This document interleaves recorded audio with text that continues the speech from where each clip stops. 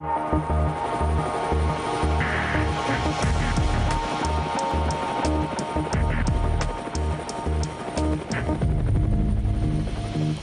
last week has seen tensions between Israeli and Palestinian forces reach a breaking point. After 3 Israeli teenagers were kidnapped and murdered in the West Bank last month, a Palestinian teen was burned alive in an alleged revenge killing.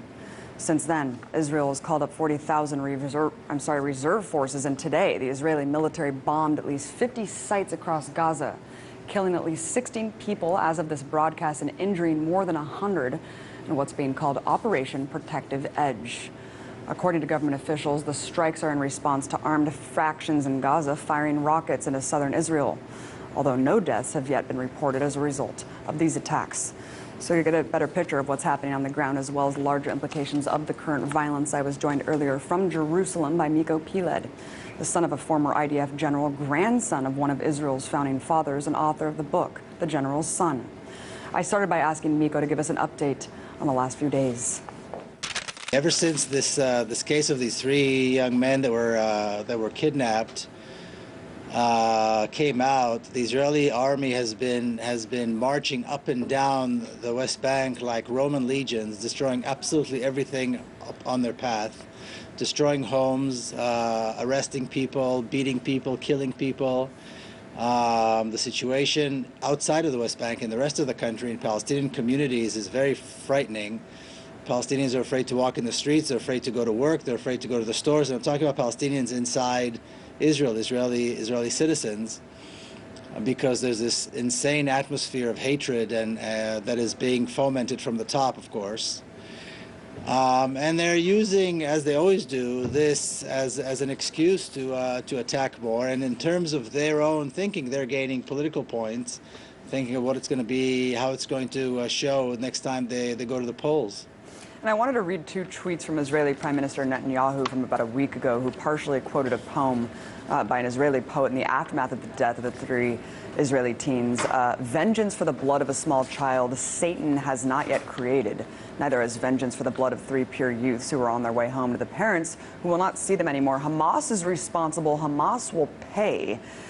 Miko, do you think this sort of inflammatory rhetoric on behalf of government officials are fueling the attacks against Palestinians we're seeing now? Oh, absolutely. First of all, it's cynical of Netanyahu to use that, because he is responsible for the death and of so many children. You know, it's interesting. Everybody's shocked by this particular death of this boy who was kidnapped and burned by, you know, the people who did this.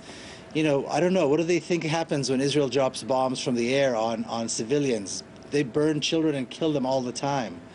But it's interesting that suddenly the press and the world has taken an interest in this particular thing, as though it's unique, and Netanyahu thought to apologize for this and so forth. He is responsible. He and his generals are responsible for so many dead children and burnt civilians and so much destruction. You know, it's cynical, it's sad, it's tragic. And I think it's important to realize that Israel is giving the Palestinians only 2 options: to surrender completely or to resist. And obviously, resistance is what they're doing right now. Miko, it is very tragic. It's horrifying. It is amazing how the Western media is finally paying attention when it's an American teen who was beaten. But even then, you see all the framing is alleged beating, apparent beating. Even though we have video of the beating, I don't know why it's alleged or apparent. Miko, and let's move on to the IDF Facebook page calling for genocide on a lot of comments. I wanted to read a tweeted out screenshot by journalist Rania Kalik, basically invoking genocide of Native Americans as a model. Someone named Stefan Miller says, "No more peace, no more releasing terrorists, no more taking prisoners, kill them all," liked more than 100 times by other people. Do you think this sort of commentary is an aberration or indicative of a larger sentiment? And how do you think the media would be treating these kinds of threads if they were Palestinians writing about Israelis? You know, yesterday I went to see the parents and visit the grave of Nadim Nawara, who was killed just before I was on your show last time. On the 15th of May, he was one of the 2 youths who was killed. And then afterwards, we went to the family's home, and there were people there talking.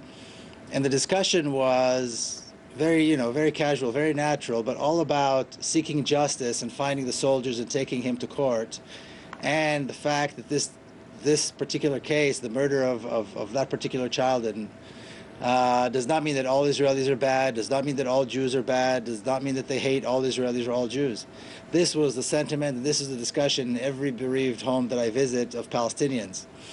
And here in Israel, I think it has to do with the basic ideology that framed Israel, the basic ideology upon which Israel was established, which is a racist, colonialist ideology, which is what Zionism is, and it calls for the replacement of the native population with Jews. And so we have to remember that the State of Israel was established after a horrendous act of terrorism in which more than half of the population of Palestine was forced out, and half of the cities and towns were destroyed. So this was the very beginning of the State of Israel, and what is happening today is just a continuation of that. There's really not much difference.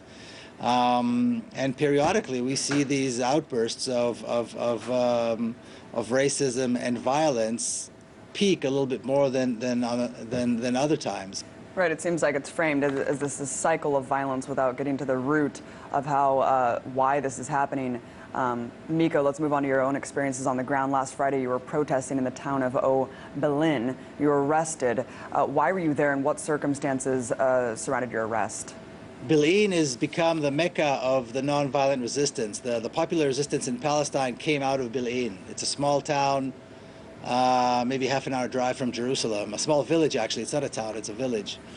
And the people began this nonviolent popular resistance, and they're met with horrendous violence by the Israeli military, arrests, beatings, and so forth.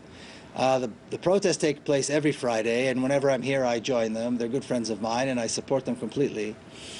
And so we walk all the way up to where they built the wall. Now, on the lands of what used to be the lands of Berlin, there's now a city that was built for Jews only. It's called Modi'in Elite. And so they walk up to the wall, which was built right there on their land, and protest. And so the Israeli army stands up at the top of the wall and shoots tear gas and shot grenades at the crowd. And then at one point they open this big gate in the wall, and they come in with their armored vehicles and their soldiers dressed with riot gear and full combat gear. I don't know why, because there is no riots going on and there's no combat there. It's just civilians with a few flags and, you know, some students who come and the local Palestinians. And when they began shooting, they've got these little grenade launchers, not little, big grenade launchers on the vehicles, and they start shooting them into the crowd. The crowd begins to run away, of course, and they keep shooting. And I stood there by the officer in charge, and I didn't move away. I stood there, and I talked to him, and I tried to talk to him, and to tell him that this was illegal and that he's shooting into an unarmed crowd. And one day he's going to have to explain this in court. At which time he turned to me, started pushing me, and proceeded to arrest me. And then I spent the next 10 hours with these soldiers and police, and being interrogated and questioned and so forth. How would you recommend, as someone who was, your family was intimately involved in the foundation of Israel, your father, an IDF general, what do you suggest the Israeli government do when Hamas is saying that they will fire more rockets into Israel that they claim have the potential to reach Tel Aviv? If they don't like the rockets, they can lift the siege on Gaza and allow the Palestinian refugees to go back to their homes. Furthermore, they can release all the Palestinian prisoners unconditionally and call for free and fair elections, one person, one vote for everyone who lives in this country, and cancel the apartheid regime. In other words, topple the apartheid regime.